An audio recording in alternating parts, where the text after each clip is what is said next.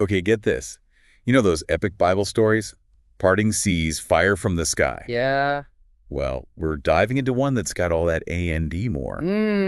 But with twists you won't expect.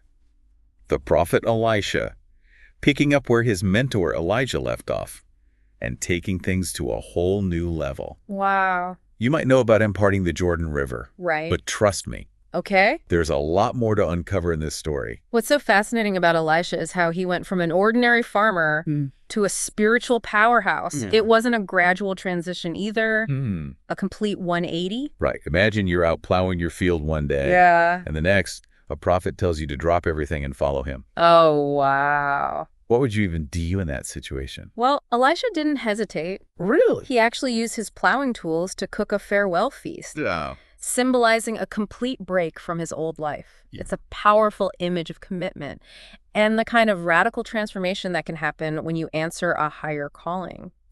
Makes you think. Yeah. What would your oxen and plow be? What would you have to leave behind to fully embrace a new path? It's a question worth asking ourselves. Yeah. Elisha's story shows that true transformation often requires sacrifice Right.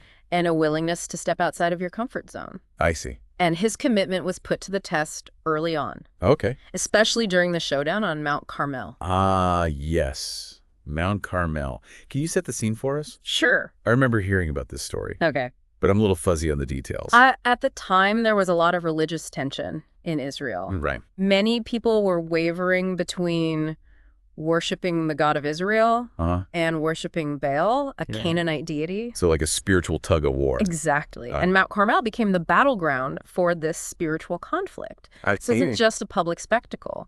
It was a defining moment for Elisha as he watched his mentor, Elijah, directly challenge the prophets of Baal. Okay, now I'm picturing this epic face-off between Elijah and these other prophets. Right. What exactly went down? Both sides built altars, Okay. each calling on their God to send fire to consume the sacrifice.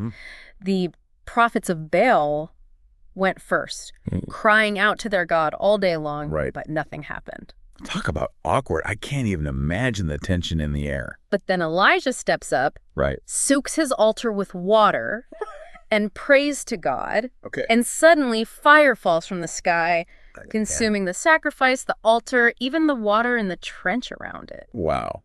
That's an incredible display of power. Yeah. I bet seeing that firsthand had a huge impact on Elisha. Absolutely. Yeah. It solidified his faith and prepared him for the great responsibility that was about to be placed upon him. Wow. Because after this dramatic event, it was time for Elijah to depart. Right. And his departure was just as miraculous as his life. Hold on, before we get to that. Sure. I remember hearing something about Elijah parting the Jordan River. Didn't we already cover that with Moses? You're right to connect those two events. Oh, okay. It wasn't just a coincidence. Okay. Elijah parting the Jordan was a deliberate echo of Moses parting the Red Sea, signifying a lineage of power and a passing of the torch. So it was like a symbolic gesture, showing that Elisha was stepping into a similar role. Precisely. Right? And the way Elijah departs is equally significant. Interesting. They cross the Jordan River, and just as Elijah is about to be taken up to heaven in a whirlwind, Elisha makes a bold request. What does he ask for? He doesn't ask for wealth or fame. He asks for a double portion of Elijah's spirit. Wow. What made him think he could just ask for that? It wasn't arrogance. It was a deep desire to carry on Elijah's legacy and to be empowered to fulfill his own destiny. I see. Elijah told him that if he witnessed his departure, Okay. then the request would be granted. Wow. It was a test of faith and a divine confirmation of Elisha's calling. So Elijah ascends to heaven. Yeah. And Elisha is left with, Right. well, double the responsibility, I guess. And double the expectation. Yeah. Think about it. Oh. He's just seen his mentor taken up in a chariot of fire. Wow. Now he has to prove to everyone, including himself, that he can live up to that legacy. That's a lot to live up to. Absolutely. So how did Elisha demonstrate that he was ready for the challenge? By following in Elijah's footsteps, literally. Oh, wow. His first act was to part the Jordan River himself. Really? Using Elijah's mantle. It was a powerful symbol of succession. Yeah. And showed everyone that the spirit of Elijah was now resting on him. Okay, so parting a river is a pretty good start. Right. But did everyone immediately accept him as the new prophet? Not necessarily.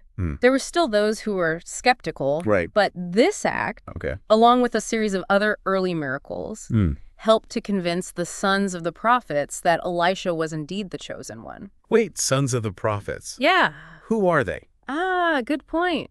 The sons of the prophets were groups of men who lived together in communities and dedicated themselves to studying and serving God. Oh. They were essentially disciples of the prophets and played an important role in spreading their messages. I see.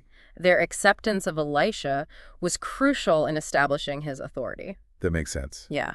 So besides parting the Jordan, what other miracles did Elisha perform early on?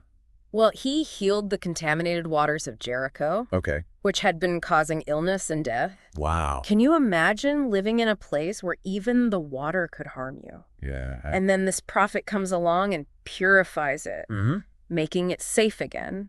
That must have been a huge relief for the people living there. It was a demonstration of both power and compassion. You're right. And that compassion was evident in his other early miracles, too. Interesting. For instance, he multiplied a widow's oil, saving her and her sons from being sold into slavery to pay off debts. He also brought the son of a Shunammite woman back to life after he suddenly died. Wow. Raising someone from the dead. Yeah. That's a pretty big deal. It is. It sounds like Elisha was quickly building a reputation for himself. He was. Yeah. And these miracles weren't just about showcasing power. They were about demonstrating God's love and care for his people. Right. Each miracle highlighted a different aspect of God's character, his provision, his healing, his power over death itself. It seems like Elisha was a beacon of hope. He was. In a world that was often filled with hardship and uncertainty. Absolutely. But his story isn't all sunshine and miracles, is it? You're right. There's a story about Elisha cursing a group of youths who mocked him. I remember hearing about that one. It's a difficult passage to interpret, and one that raises questions about the nature of God's justice and the consequences of disrespecting those in authority. I can see how that story would be challenging for people to reconcile with the image of a merciful God. It's definitely a story that sparks debate and invites us to dig deeper into the complexities of faith. But even with this challenging episode, Elisha's reputation continued to grow. Really? In fact, he became known not just for his miracles, but also for his strategic wisdom and political influence. Wait, political influence? Yeah. That's a side of Elisha I hadn't really considered before. Interesting, right? Tell me more. Okay. Elisha is a political player. Yeah. That's intriguing. You know, when we think of prophets, we often picture them as solitary figures delivering messages from God. But Elisha seems to have been more involved in the world, even in the messy world of politics. Well, think about it. Prophets weren't just spiritual leaders. They were often seen as advisors to kings and those in power. And Elisha's wisdom and insight were highly sought after. Right. In fact, he repeatedly foiled the plans of the Syrian king, who was constantly trying to launch surprise attacks against Israel. So Elisha was like a secret weapon for the Israelites. You could say that. Wow. He used his spiritual gifts to gain intelligence on enemy movements, revealing their plans to the king of Israel. It must have been incredibly frustrating for the Syrian king to have his strategies constantly thwarted. He even started to suspect his own men of treachery. Oh, wow. Not realizing that it was Elisha who was outsmarting him. It makes you wonder, how did Elisha get this information? Did God just reveal it to him? That's a great question. Yeah. Some believe that Elisha had a network of informants, perhaps even among the Syrians themselves. Others see it as a more supernatural ability, a direct insight from God. Right. Regardless of the method, Okay. it's clear that Elisha's actions had a significant impact on the balance of power between Israel and Syria. It's almost like he was engaged in a form of spiritual warfare. And speaking of spiritual warfare, there's that story about Elisha and his servant being surrounded by the Syrian army. Right. Can you remind me how that one goes? The Syrian king, desperate to capture Elisha, sent a massive army to surround the city where he was staying. Elisha's servant woke up, saw the enemy troops surrounding them, and was understandably terrified. But Elisha remained calm. He prayed for his servant's eyes to be opened, and suddenly the young man could see a vast spiritual army, chariots and horses of fire protecting them. Wow, talk about a hidden reality. Yeah. It makes you wonder what else is going on around us that we can't see. It's a reminder that there's often more to the story than meets the eye. Right. That there are spiritual forces at work that we may not always be aware of. But instead of fighting back with physical force, Elisha did something unexpected. What did he do? He prayed that the Syrian soldiers would be struck with blindness. What? Then he led them right into the heart of the Israelite capital, Samaria. Oh, that's bold. Yeah. What did the Israelites do? I bet they were ready for a fight. You might think so. Yeah. But instead of ordering an attack, Elisha instructed the king to provide food and water for the blinded soldiers and then send them back home. Really? It was a shocking act of mercy, one that completely disarmed the enemy. It's like he flipped the script on them. Instead of meeting violence with violence, he responded with kindness and generosity. Exactly. It's a powerful lesson in the unexpected power of compassion. This act of mercy not only spared the lives of the Syrian soldiers, but also led to a temporary peace between the two nations. That's incredible. It shows that Elisha wasn't just a man of miracles. He was also a peacemaker, a strategist, a leader who understood how to wield power in unexpected ways. Yeah. But his story isn't all about war and politics, is it? There's also a very human side to him, a deep compassion for people who are suffering. You're right. And one of the most moving stories in Elisha's life is the healing of Naaman, the Syrian commander who was afflicted with leprosy. Now remember, in those times, leprosy wasn't just a disease. It was a social death sentence. Those with leprosy were considered unclean and were often cast out of society. So for someone like Naaman, a powerful military leader, this must have been devastating. Absolutely. He was desperate for a cure. And had heard of Elisha's reputation for performing miracles. Yeah. So Naaman arrived at Elisha's house with an entourage, gifts, letters from the king, expecting some kind of grand ceremony. He's probably thinking, this prophet is going to put on a show. I'm a big deal after all. But Elisha didn't even come out to greet him. Instead, he sent a messenger with a simple instruction. Go wash in the Jordan River 7 times and you'll be healed. Wait, that's it? No magic words, no elaborate rituals? Nope. Wow. Just a simple dip in the river. And Naaman was furious. He felt insulted, thinking that this simple cure was beneath him. I can imagine him saying, I'm a commander of the Syrian army. I deserve something more impressive than this. It was a test of his pride and his willingness to humble himself. And thankfully, Naaman had wise servants who advised him to swallow his pride and simply obey. So what happened? Did he actually go wash in the river? He did. And after the 7th dip, his skin was completely healed. He returned to Elisha, humbled and grateful, acknowledging the power of the God of Israel. That's a beautiful story. It shows that sometimes the most powerful solutions are the simplest. But it also highlights the importance of humility and being willing to set aside our own expectations in order to receive God's blessings. That's a powerful takeaway. And it's a theme that continues in the story of Gehazi, Elisha's servant. Remember, Naaman had offered Elisha gifts, but the prophet had refused them, not wanting to profit from Gehazi's miracle. Yes, Gehazi. I have a feeling this isn't going to end well for him. Tell me what happened. Well, Gehazi saw an opportunity where Elisha saw a sacred moment.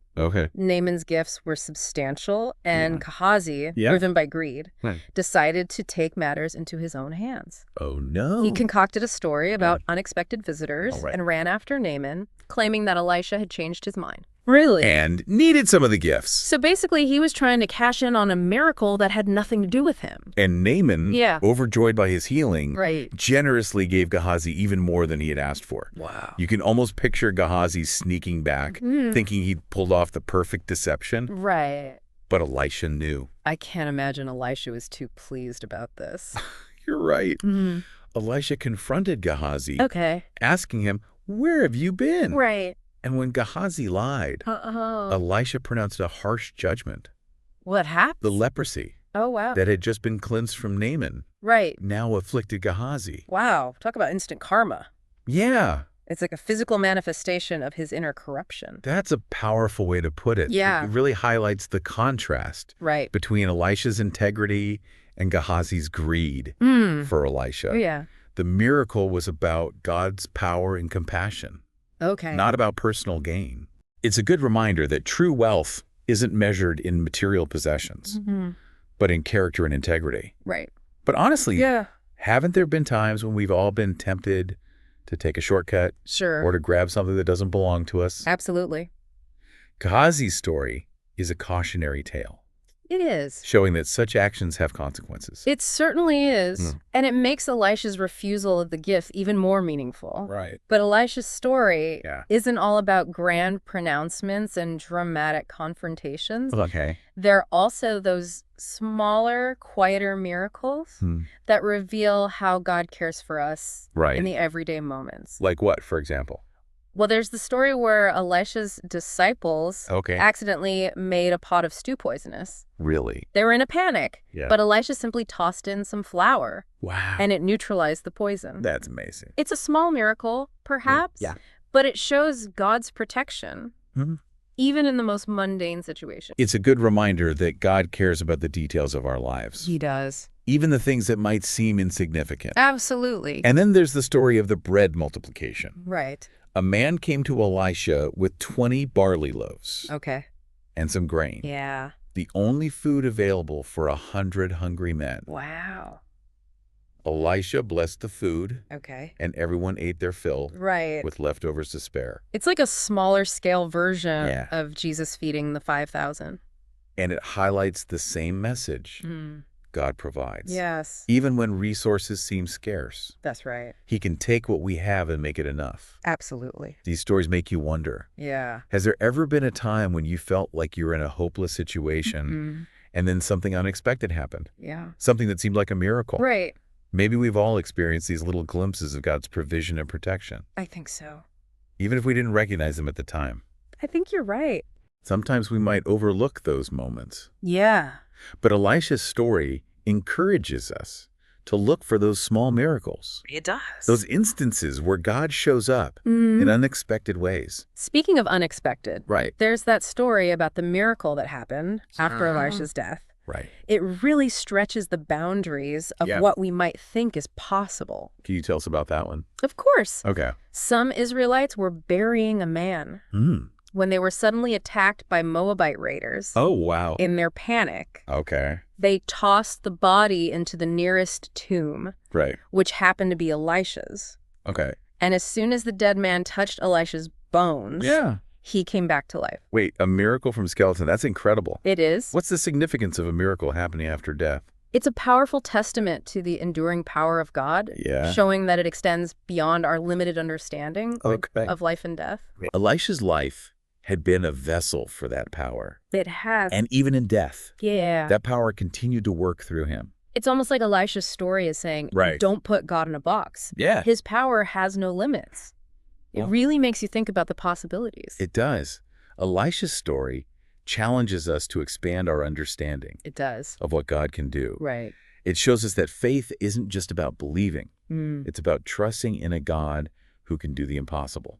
Elisha went from being a farmer to being a miracle worker, a strategist, a political advisor. He was truly a remarkable figure. He was.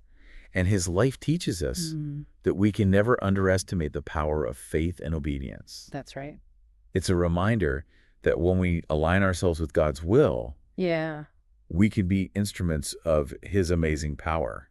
I think you've summed it up beautifully. Elisha's life was a testament to the boundless possibilities that open up when we dare to trust in a God who can do anything, even work miracles through a pile of bones. Absolutely. So if you were able to sit down with Elisha, what would you ask him? That's a great question. What insights would you want to glean from his extraordinary life? Yeah. Let us know on our social media. We'd love to hear your thoughts. Thanks for joining us on this deep dive. Until next time, keep exploring, keep questioning, and keep believing in the power of the impossible.